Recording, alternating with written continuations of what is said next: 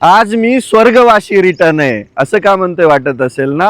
हो, स्वर्गवासी रिटर्नच.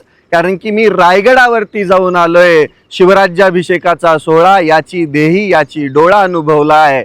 या पृथ्वीवरचा स्वर्ग म्हणजे रायगड. आलो आणि परत कामाला लागलो. कारण की संघर्ष जीवनातून कधीच संपणार नाही. शिवछत्रपतींकडून लढण्याची प्रेरणा आणि डॉक्टर बाबासाहेब आंबेडकरांकडून शिकण्याची प्रेरणा घेऊन आता निघालाय तुमचा वाघ पेपर द्यायला. 3ऱ्या वर्षाचा पहिला पेपर आहे. चला तर मग लिहावंच लागेल, वाचावंच लागेल. कारण की शिक्षण हे वाघिणीचं दूध आहे आणि तो जो पितो तो गुरगुरतोच. त्यामुळे शिका, संघटित व्हा आणि संघर्ष करा. पाहिजे तेवढ्या डिग्र्या घ्या. त्या डिग्र्या कधीच वाया जाणार नाहीत. चला.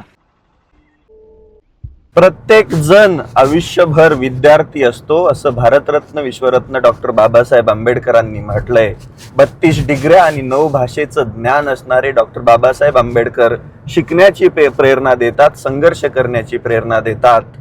त्यांच्या एवढ्या तर नाही, पण आपण जोपर्यंत जिवंत आहे तोपर्यंत जेवढ्या जमतील तेवढ्या पदव्या आपल्या फाईलमध्ये लागल्याच पाहिजे. कारण की माणूस हा आयुष्यभर विद्यार्थी असतो. शिक्षणामधूनच नाही, तो अनुभवांमधून पण रोज शिकत असतो. त्यामुळे ही विद्यार्थी दशा रोज एन्जॉय करा, संघर्ष करा, शिका आणि जेवढं जमल तेवढं महापुरुष डोक्यामध्ये नाही हृदयामध्ये साठवून त्यांच्या विचारांवरती जगण्याचा आणि चालण्याचा प्रयत्न करा.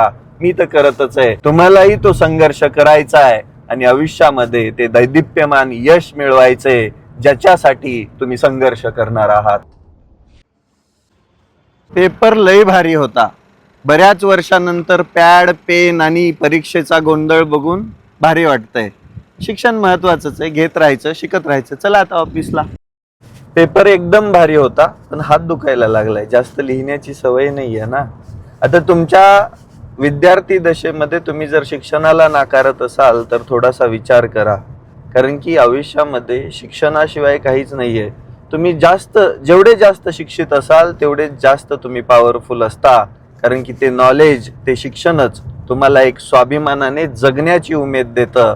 आता निघालोय ऑफिसला, कारण मागचे 2-4 दिवस झालं ऑफिसला नाहीये. राज्याभिषेक सोहळा याची देही याची डोळा, अगदी डोळ्याचं पारणं फेडणारा राज्याभिषेक सोहळा पाहिला. आता ऑफिसला जाऊन शेतकऱ्यांची सेवा करायची.